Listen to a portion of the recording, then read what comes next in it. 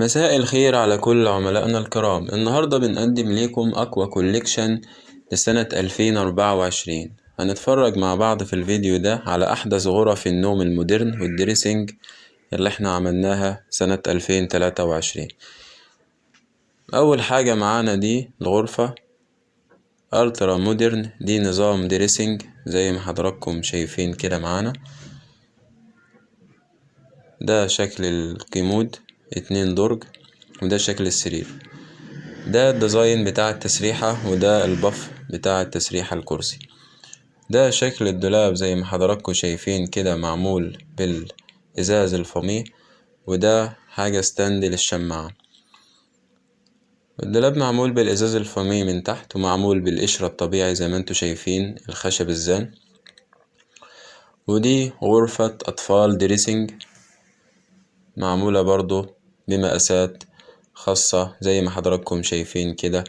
ده كان كل سرير معمول على هيئة الركنة، عملنا جنب سحارة للتخزين وجنب سرير، بدل ما يعمل 2 سرير أطفال فعملناها بالشكل الجديد زي ما انتوا شايفين. وكمان دي ترابيزة سفرة دائرية ب4 كرسي، كلها من الخشب الزان الطبيعي الأحمر، والكونتر اللي احنا بنستخدمه في المسطحات بالقشرة الطبيعي زي ما انتوا شايفين كده. وده شكل الكرسي على هيئة وردة، وده اللون الخشب اللي احنا مستخدمينه في دهان الرجول. معانا طبعا متاح تغيير الألوان.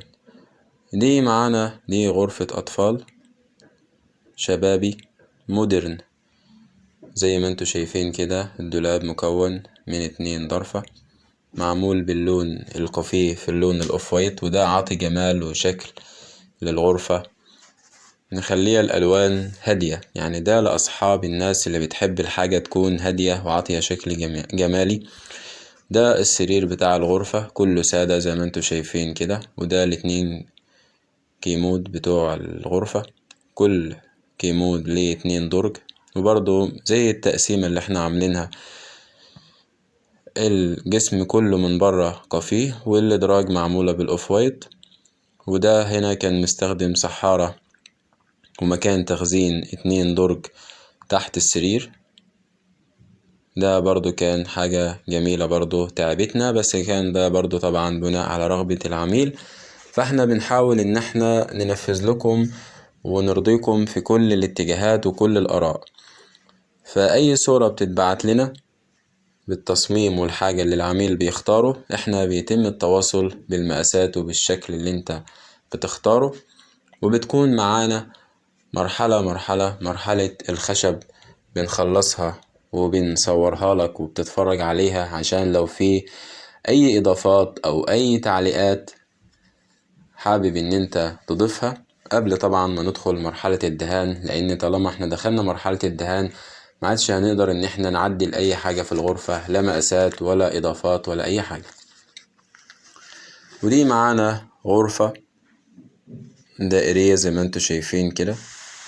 الدولاب فيها مكون من 3 ضرفة، وده معانا سواء الدولاب كان من 2 ضرفة او سواء كان مفصلات او 3 ضرفة، فالمقاس بتاع الدولاب مساحة التخزين معانا ثابتة.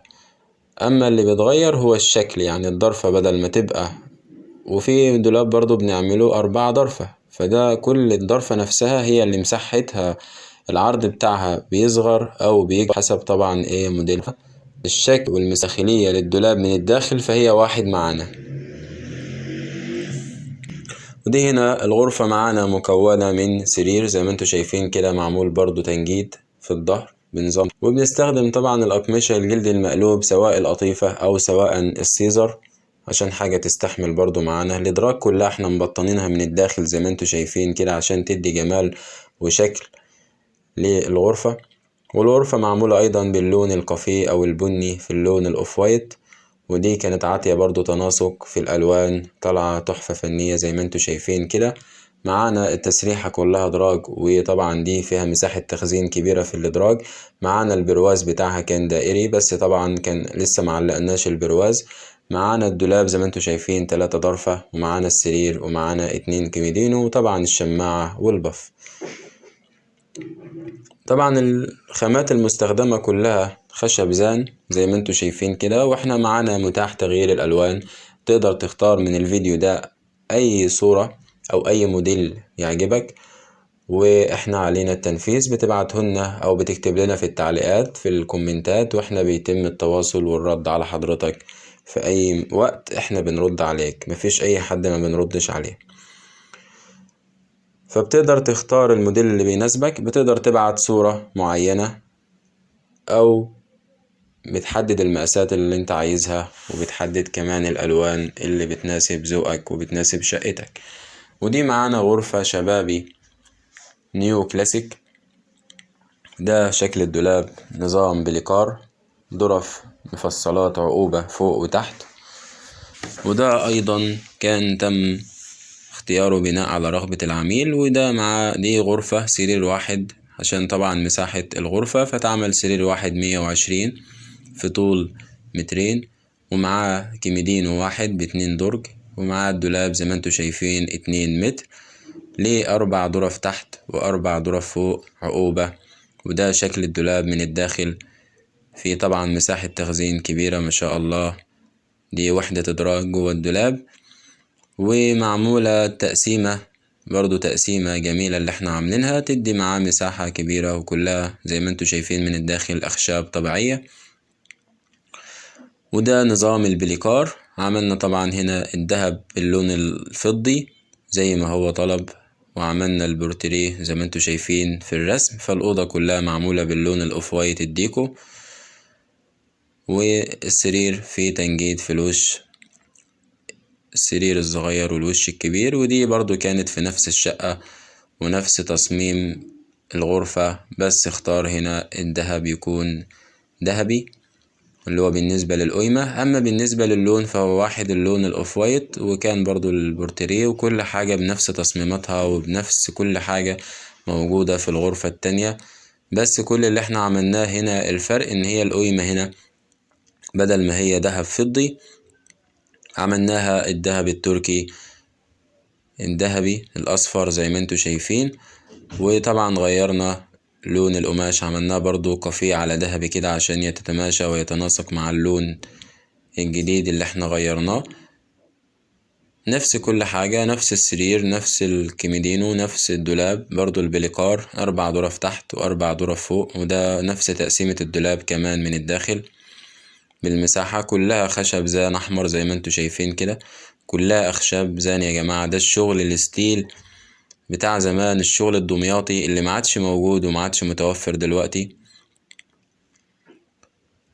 احنا الخامات اللي بنستخدمها خشب زان وبياض فنلندي، وبنستخدم كمان الأبلكاش السيه الروسي في المسطحات اللي بنكبس عليها الظرف. أما القوايم والأخشاب كلها فبتكون خشب زان زي ما انتم شايفين كده يا جماعة. شكل الدرج من الداخل برضو عاملينه مبطن عشان يدي جمال ونظافة للدرج. مهما احنا دهنا الدرج ومهما عملناه فبيكون برضو الأفضل ان احنا نعمله بالتبطين اللي انتوا بتشوفوه ده، فده بيدي جمال للدرج نفسه. حتى كمان الإدراج اللي جوه الدولاب عملنا برضو ليها تبطين وليه مساحة تخزين من الداخل زي ما انتم شايفين. كل الإدراج مستخدمة من الخشب الزان.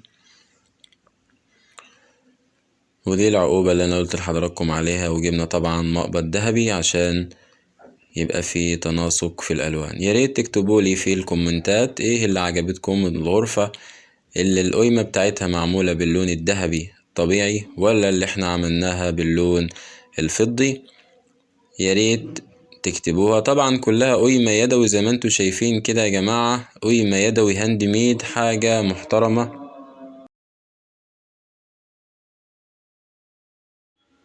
وزي ما انتوا شايفين شغلنا كله عمولة، معمول بالأخشاب الطبيعية. بنستخدم أفضل الخامات وأفضل الدهانات عشان نضمن لك طبعا ضمان وجودة الشغل. وزي ما قلت لحضراتكم احنا متخصصين في كل ما يخص الأساس المنزلي من نوم وسفرة وأطفال ودريسنج، وأيضا المكاتب، وأيضا بنعمل الليزي بوي والركن. تقدروا تتواصلوا معنا، وبنعمل أيضا الصوالين سواء النيو كلاسيك أو الكلاسيك أو المودرن. تقدروا تتواصلوا معنا على رقم الواتس الظاهر على الشاشة 0150 88 461. وياريت تكتبولي في التعليقات ايه رأيكم في كل غرفة، واللي حابب يسأل على سعر اي غرفة معينة ان شاء الله برضو برد عليه. ومتشكر جدا على المتابعة، والسلام عليكم ورحمة الله.